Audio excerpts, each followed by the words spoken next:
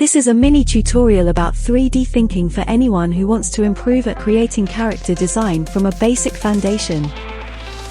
You're now watching a speed-up process where I turn a flat circle into a 3D shape by adding curved lines and the center point like a North Pole. Then, I give value shading to show you how the shape had volumes because of shadow and highlight. That simple sphere method is the same when drawing the character's head. Take my example in the video. I did a quick head drawing based on the stretching spheres from regular to exaggerated ones.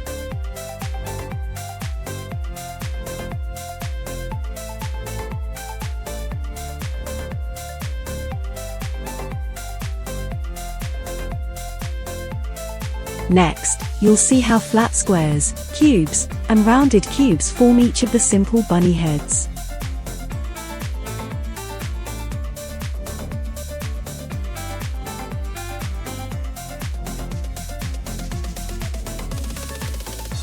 Then, you can make them complex with the body but still with the same principle of 3D thinking.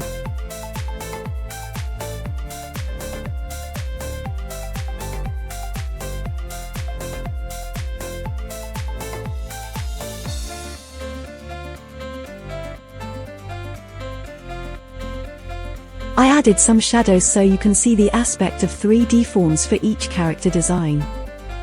That's why 3D thinking is essential for you to understand, and keep practicing until you get the idea. That's it. Keep on practicing when drawing structures of 3D shapes, even for organic and non-organic elements such as tusks, horns, and any other type of dynamic forms. This 2-minute tutorial gives you warm-up information for what we're doing for the following lessons.